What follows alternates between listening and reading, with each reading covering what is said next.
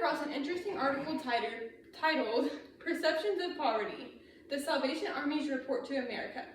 Within this article, I learned about a few perceptions the public has on poverty and perceptions the Salvation has on poverty.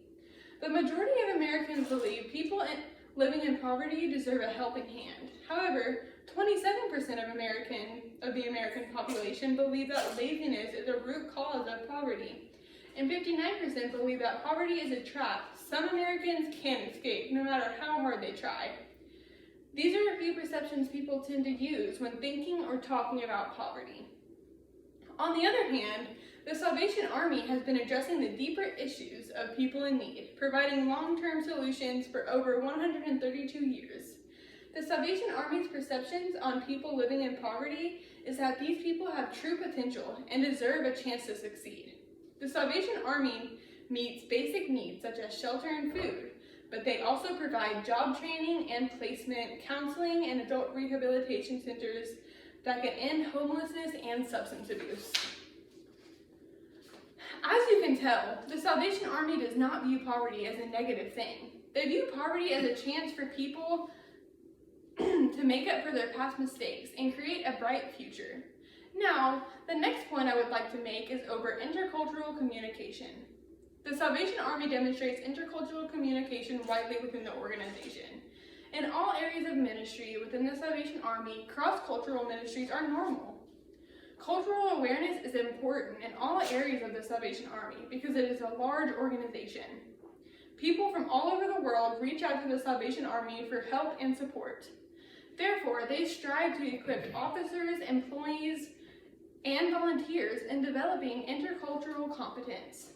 That flexibility is an important characteristic that workers within the Salvation Army have to adapt. Likewise, the Salvation Army is the world's largest non-governmental provider of poverty release, helping 23 million in need each year in America alone. People of all different ethnicities, native languages, genders, and religions are found within the Salvation Army.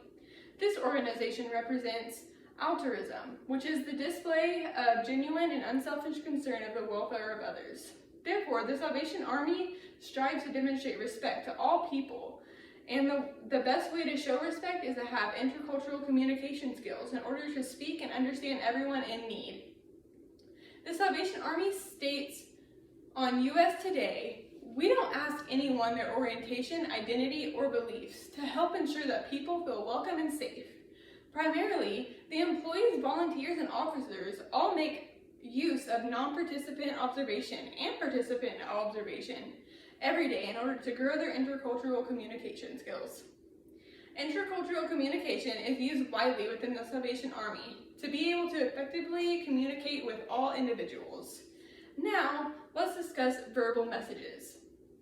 Verbal messages and communication are a huge part of the Salvation Army's organization. It is important for the organization to reach out to the public with the use of verbal messages in times of need. They also use verbal messages by sharing their faith in the Lord with others.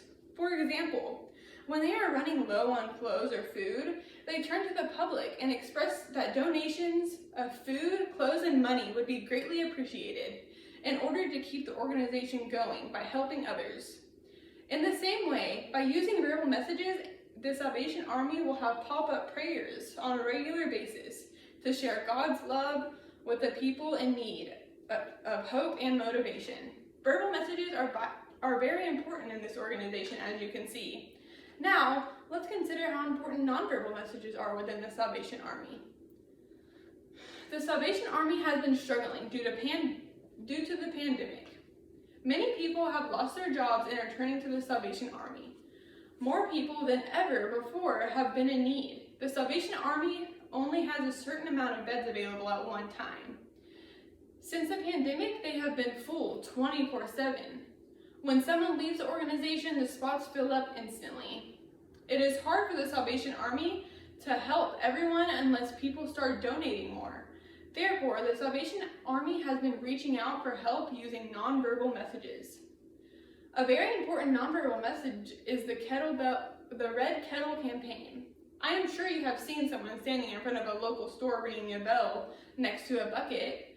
This symbolizes the need for donations in order to help more people in need. It is usually a large source of funding for the Salvation Army. Equally, media richness is also a large part of the Salvation Army's nonverbal messages. On the Salvation Army's website, many nonverbal messages are used.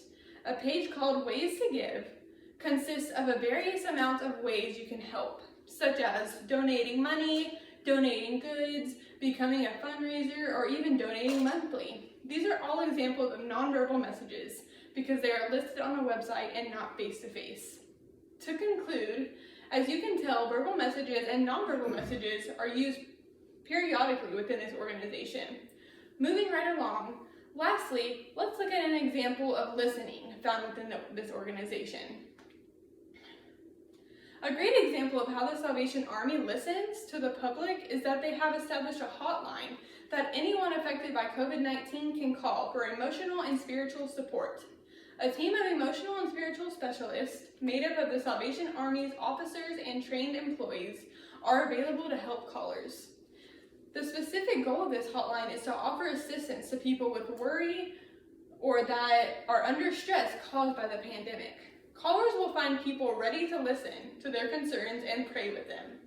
A message from one of the hotline workers states, "The Salvation Army wants people to know that they are not alone, and even though we might not be able to meet face to face, we care and want to listen and are as close as a phone call." The employees and officers at the Salvation Army show active listening by showing an effort to understand, remember, evaluate, and respond to callers. They also do a great job at showing empathy and responding with supportive, sympathetic responses. The Emotional Care Hotline is available from 8 a.m. to 8 p.m. 7 days a week at 844-458-HOPE. Listening should be a priority for all organizations. However, the Salvation Army makes listening to people in need one of their #1 priorities, which is one of the reasons the Salvation Army is truly a gift to the community.